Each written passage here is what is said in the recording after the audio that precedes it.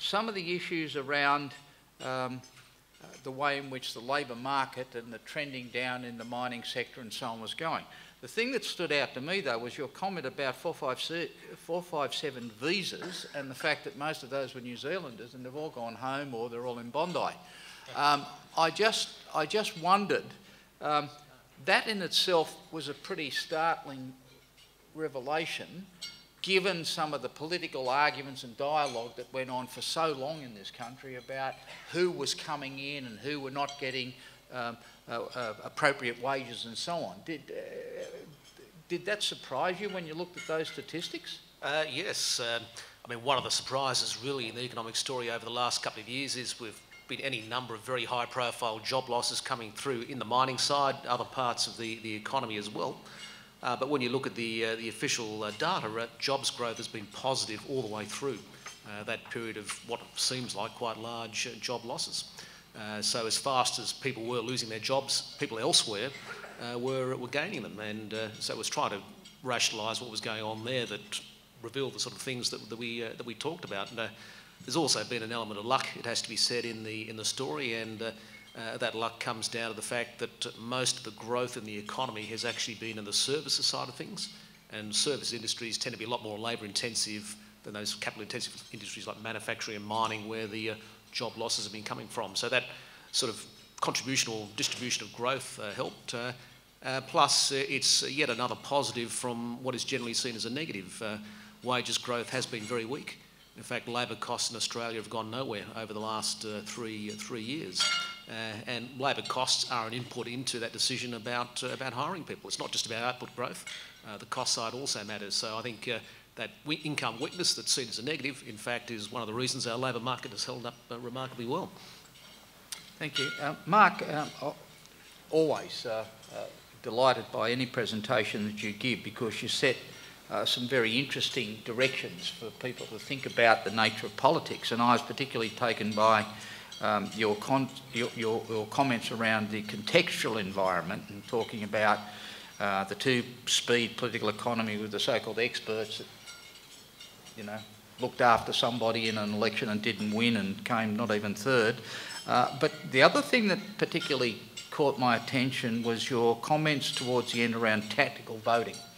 I'm sure it hasn't escaped your notice in the last week or so. There was some modelling that has emerged that suggests that there was an opportunity, should the Senate voting system be changed for Australia, that those that would be advantaged by this would be the current government, in that they would probably win control of both houses, which hasn't happened since one of the elections with John Howard as Prime Minister. That the Greens and the Labor Party were of a mind to support some of those changes that the government was seeking to do, but it was all about elimination of micro-parties, about preference wrangling, where somebody could get 0.22% of the primary vote and yet end up as a senator. Your view on whether or not that is likely to happen, and the success, and does that model actually translate into something that's realistic? Oh, I think if you're being courageous in ever predicting the final outcome of an election 6 months hence, given the level of dissonance about voting patterns, typical dissonance, although that's reducing, you'd be extremely courageous in saying, I think any change will result in, both houses of parliament being owned by having majority in both houses of parliament. I just don't see that conclusion being valid at all. There definitely needs to be some reform and fixing of a system that's now clearly been gamed in the Senate, to the extent to which you've seen it in comments to both the papers and in some polls, that people are worried beyond their franchise as a voter, just observing Australian society, that they're worried about what is happening in the Senate as an issue of itself, as opposed to how they might vote in it. And when you see both major political parties talking about Senate reform, I think they're also reflecting that if they already have enough economic worries and they want a settling down, get off the roller coaster politically of of this mad sort of journey we've been through since 2007, well then of course it's completely consistent with that they would want some stability brought to the Senate, not necessarily by majority, but certainly by a more understandable set of outcomes as how their vote or a tick on a box or a number relates to an outcome in the Senate. And at the moment that's unknowable, so they do want more direct franchise in that and the system cleaned up. Okay, thank you.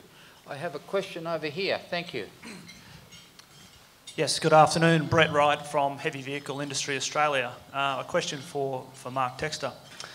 Yesterday we saw Malcolm Turnbull launch Infrastructure Australia's report.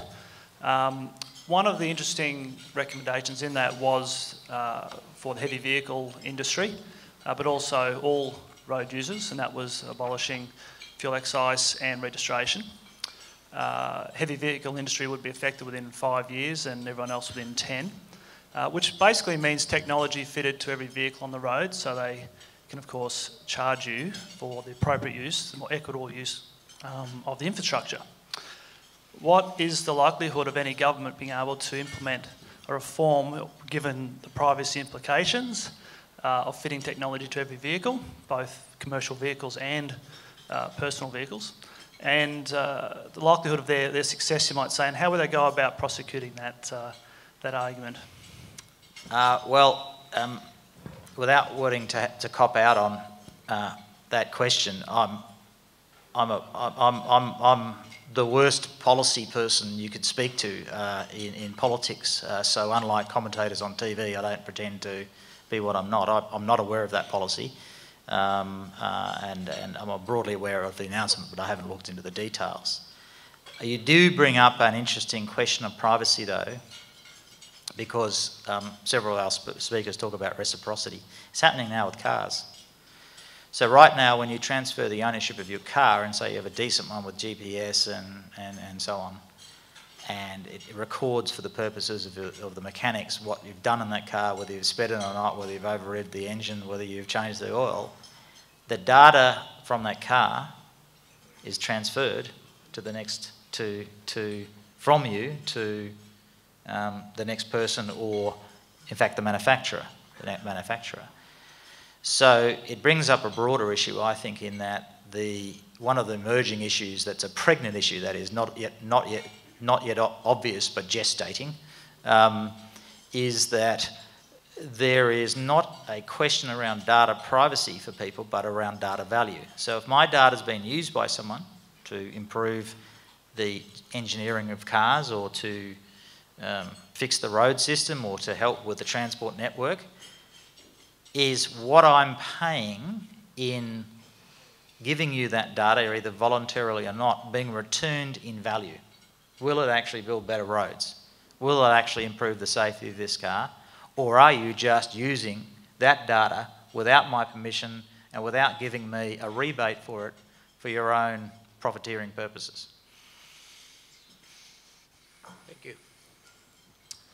Jeff Garrett, I'm with the Queensland Government.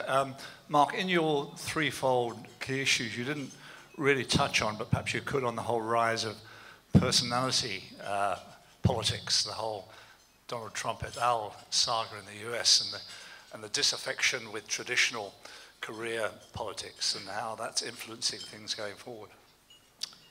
Without sounding extremely cynical, after 30 years of doing this, it happens all the time. There's always been personalities rising in politics. Disraeli was pretty much of a personality. Ronald Reagan was a big personality. And I was saying the same things about him. He's nuts, he'll have his finger on the trigger, disaffected voters, blue-collar Democrats. All that happens is people that haven't been through these things before think that something is new, and it's not. Every 20 or 30 years you have a dissatisfaction cycle.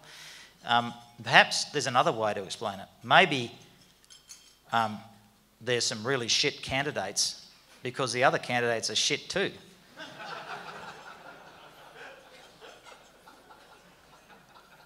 You could come from Wollongong, my friend. Do I have any other questions from the floor? There being none, I'm now going to call on Kyle Murphy to wrap up today's proceedings and to formally thank our two speakers.